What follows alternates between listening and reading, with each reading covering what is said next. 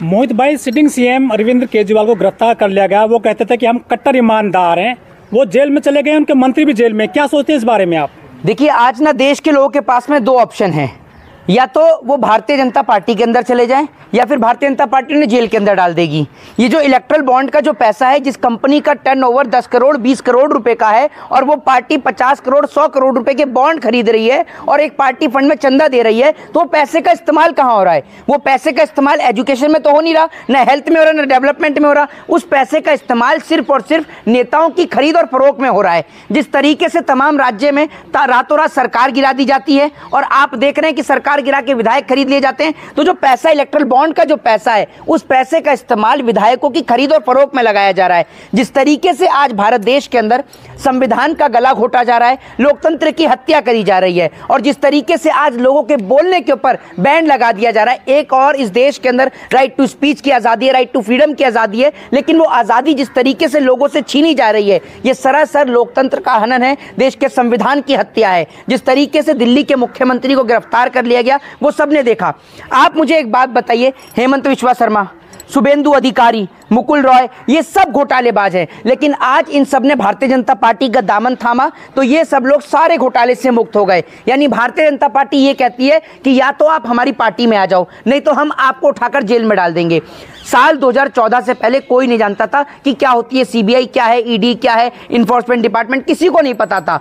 लेकिन आज बच्चा बच्चा जानता है कि अगर कोई नेता नरेंद्र मोदी की खिलाफत कर रहा है तो उसके घर पे कभी भी रेड हो सकती है, किसी भी समय वो जेल के अंदर बंद हो सकता है। तो ये सरासर देश के लोकतंत्र की हत्या है। एक व्यक्ति जो पढ़ा लिखा व्यक्ति है, जो एक गवर्नमेंट जॉब से अपना इस्तीफा देकर आता है सिर्फ इस देश की भलाई करने के लिए, उसको उठाकर जेल के अंदर बंद कर दिया जाता है, सिर्फ इसलिए कि वो नरेंद्र मोदी सरकार की पोल खोलने का काम कर रहा है। आज इस देश के अंदर इलेक्ट्रल बॉन्ड का सबसे बड़ा मुद्दा था, सबसे बड़ा मुद्दा जो भारतीय जनता पार्टी की पोल खोलने का काम कर रहा था, और उस मुद्दे को जो लगातार उजागर कर रहे थे अरविंद केजरीवाल, उनको उठाकर जेल में बंद कर दिया, सिर्फ इसलिए ताकि लोगों का माइंड डाइवर्ट कर दिया जाए। माइंड डाइवर्ट करने के लिए ही अरविंद केजरीवाल को उठाकर जेल के अंदर डाला गया।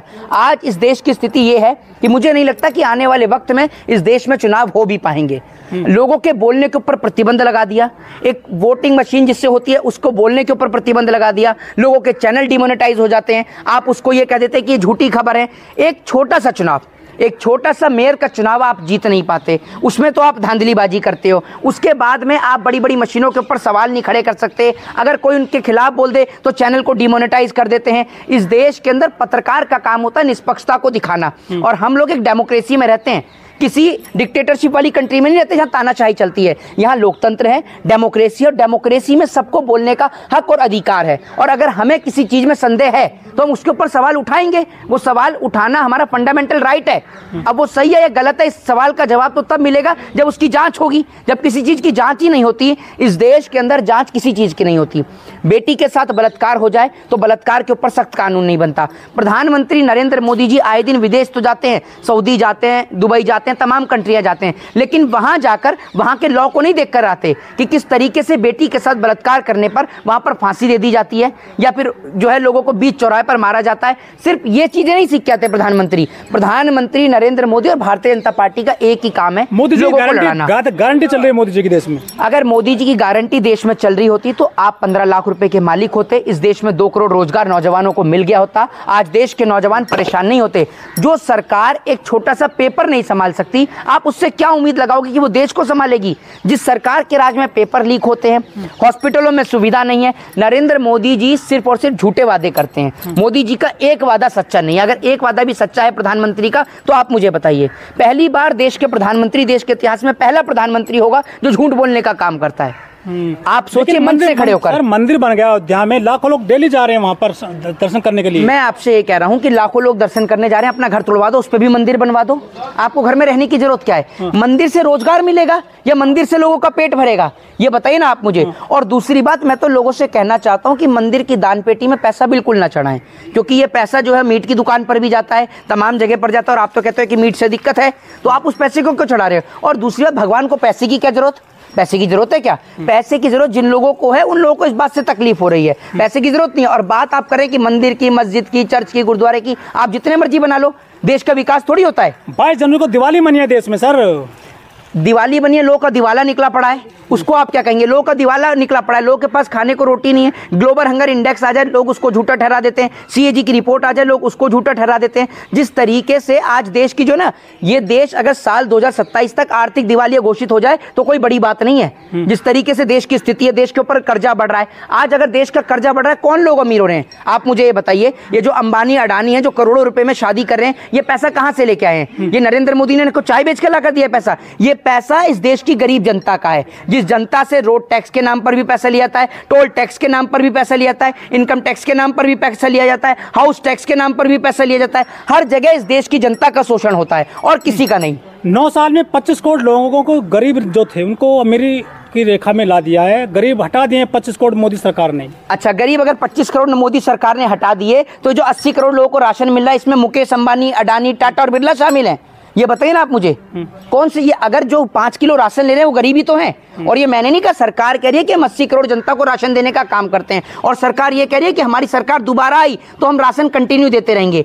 ये इस देश के अंदर गरीबों का मजाक उड़ा रहे हैं, ये उनको अपाहिज बनाने का काम कर रहे हैं। ये कह रहे हैं कि आप जिंदगी भर हमारा भीख वाला अनाज खाते रहिए, ना आप अपने बच्चों को पढ़ाइए ना लिखाइए। एक बात आप मुझे बताइए, अगर एक बच्चा पढ़ लिख कर 50,000 रुपए की नौकरी करेगा तो क्या वो राशन नहीं खरीद सकता? 5 किलो खरीद सकता है, बिल्कुल खरीद सकता है। 5 किलो राशन भी खरीद सकता है, बिजली का बिल भी चुका सकता है, पानी का बिल भी चुका सकता है। लेकिन ये लोग लोगों को 5 किलो राशन देकर ना तो उनके बच्चों को रोजगार दे रहे हैं, ना उनके बच्चों को बेहतर शिक्षा दे रहे हैं। आज देश का नौजवान कश्मीर से कन्याकुमारी तक सड़क पर प्रदर्शन कर रहा है, लेकिन उसकी कोई आवाज सुनने वाला नहीं है। नौजवान अगर अपनी आवाज उठाए तो उसको उठाकर जेल में बंद कर दिया जाता है। आज नौजवान अपनी आवाज नहीं उठा पा रहा है। अरे सर, मोदी सरकार ने बड़े काम करे, 35 से हटा, 370 हटा, सीए ले आए, वो मंदिर बन गया है, और जो हिंदू मजबूत हो रहे हैं, जय श्री राम के नारे लगाए जा रहे हैं, पूरा देश जय श्री राम में डूब गया है। अच्छा, तो आप क्यों नहीं डूब जाते? आप भी तो डूबिए।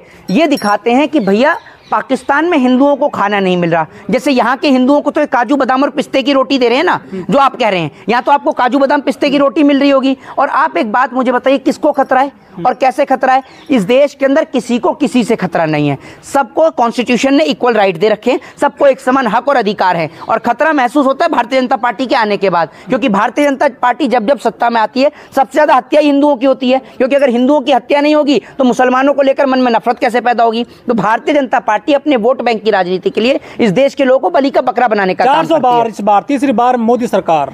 देखिए, 400 पार तो बिल्कुल आ सकती है, और कैसे आएगी वो मैं आपको बताता हूँ। 400 पार आने का जरिया सबको पता है, लेकिन अगर उसका नाम ले दो तो भैया लोगों के चैनल डिमोनेटाइज हो जाते हैं। तो आप ही लोग हैं जिनकी बदौलत हमारी आवाज लोगों तक पहुंचती है। तो मैं उसका नाम नहीं लूंगा, लेकिन पूरे देश को पता है कि डब्बा किस तरीके से गुल होने का काम होता है। डब्बा कभी कहीं पाया जाता है, कभी कहीं पाया जाता है। तो डब्बे के अंदर ही जो है सरकार है पूरी पैक। अगर डब्बा हटा दिया जाए तो अपने आप सरकार का डब्बा गोल हो जाएगा, याद रखिएगा। लेकिन करप्ट लोग तो जेल पहुंचा दिए, जैसे केजरीवाल हो, हेमंत सोरेन हो, इन पर आरोप लग रहे हैं करप्शन के। हेमंत विश्वा शर्मा तो बहुत दूध का धुला था, जिसको मुख्यमंत्री बना दिया। मुकुल रॉय बहुत दूध का धुला था, अजीत पवार बहुत दूध का धुला था, है ना, शुभेंदु अधिकारी बहुत दूध का धुला था। ये सब लोग तो राजा हरिश्चंद्र की छठी औलादे हैं ना, है ना। बाकी ये सब लोग करप्टेड हैं। सबसे ज्यादा अगर करप्टेड कोई है तो भारतीय जनता पार्टी के लोग। इनकी सरकार के राज में शराब, आपने बिहार के अंदर इतनी तेजी से जोमेटो और स्विगी से खाना नहीं आता जितनी तेजी से बिहार में शराब आती है। जगह जगह शराब आ जाती है, और सबसे ज्यादा करप्टेड लोग भारतीय जनता पार्टी में। ये लोग इस देश के लोगों का और इस देश की जनता का खून चूसने का काम कर रहे हैं। और मैं आपको एक बात बता दूं,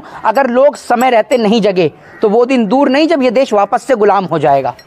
कांग्रेस का पैसा जो है फ्रीज कर दिया गया, कैसे चुनाव लड़ेगी कांग्रेस? देखिए, मैं आपको बताता हूं, इलेक्ट्रल बॉन्ड के जरिए भारतीय जनता पार्टी का तो पूरा कोटा भरा पड़ा है। इनके पास तो बेहिसाब पैसा है, और ये पैसा किसी और का नहीं, ये पैसा इस देश की जनता का है। करोड़ों रुपया कंपनियों से चंदा लिया गया, विदेशी कंपनियों से चंदा लिया गया, पाकिस्तान की कंपनियों से चंदा लिया गया, और उन चंदे का इस्तेमाल अपने चुनाव में किया गया। और बाकी की पार्टी के अकाउंटों को जो है सीज करने का काम करते हैं, क्योंकि इनका तो एक ही एजेंडा है कि नेताओं की खरीद फरोख्त। अगर सरकार नहीं बनी, 2, 4, 5 MP कम पड़ गए तो क्या करेंगे? खरीद के बना लेंगे। पैसे की कमी थोड़ी है, पैसा कोई नरेंद्र मोदी चाय बेचकर तो ला नहीं रहे हैं, पैसा आपका और हमारा खून चूस कर ला रहे हैं। तो ये बात देश के लोगों को समझनी चाहिए कि देश संविधान से चलता है, और संविधान ने लोगों को अगर पढ़ने का हक और अधिकार दिया है तो अपने बच्चों को मंदिर, मस्जिद, चर्च, गुरुद्वारे से दूर रखें। अपने बच्चों को भी हार्वर्ड जैसी यूनिवर्सिटी में पढ़ने के लिए भेजें। अपने बच्चों को भी शिक्षा का और कलम का ज्ञान दें। मैं अंत में एक ही बात कहना चाहता हूं कि आप लोग मुझे कमेंट बॉक्स में जरूर बताइएगा कि देश के अंदर ऐसे कितने नेता हैं जिनके बच्चे RSS में जाते हों, बजरंग दल में जाते हों, विश्व हिंदू परिषद में जाते हों, या फिर वो आर्मी के अंदर सुरक्षा भी कर रहे हों, अगर इस देश के अंदर पाकिस्तान से देश को खतरा है तो उसका एक समाधान है, आप कुछ मत करिए, इस देश के नेताओं के बच्चों को बॉर्डर पर खड़ा कर दीजिए। जिस दिन नेताओं के बच्चे बॉर्डर पर खड़े होने लग गए उस दिन देश का एक भी जवान शहीद नहीं होगा। और मैं आपसे पूछना चाहता हूं कि कितने नेता हैं जिनके बच्चे आरएसएस और बजरंग दल में जाते हैं, उनका नाम मुझे कमेंट बॉक्स में जरूर लिखिएगा। 400 पार आते ही संविधान हट जाएगा, बीजेपी के नेता कह चुके हैं इस बार। जी, संविधान इनके क्या बाप की बकौती है जो हटा देंगे? क्या समझते हैं आपको संविधान चाय पानी का ग्लास है जो हटा देंगे आप? ये देश चलता है संविधान से, ये याद रखिएगा। संविधान इस देश के लोगों की आत्मा है और अगर आत्मा को लोगों के शरीर से निकाल दिया जाए तो शरीर मुर्दा हो जाता है। तो इस देश की आत्मा है संविधान, तो संविधान को हटाना तो इम्पॉसिबल है, क्योंकि इस देश के अंदर मोदी जी से ज़्यादा चाहने वाले संविधान के ज़्यादा चाहने वाले, याद रखिएगा। मोदी जी को इतना नहीं चाहते जितना संविधान को चाहते हैं, और संविधान की बदौलत ही नरेंद्र मोदी जी प्रधानमंत्री बन पाए हैं। अगर संविधान नहीं रहेगा तो ये याद रखिएगा मोदी जी भी प्रधानमंत्री नहीं रहेंगे। जय हिंद, जय भारत, वंदे मातरम।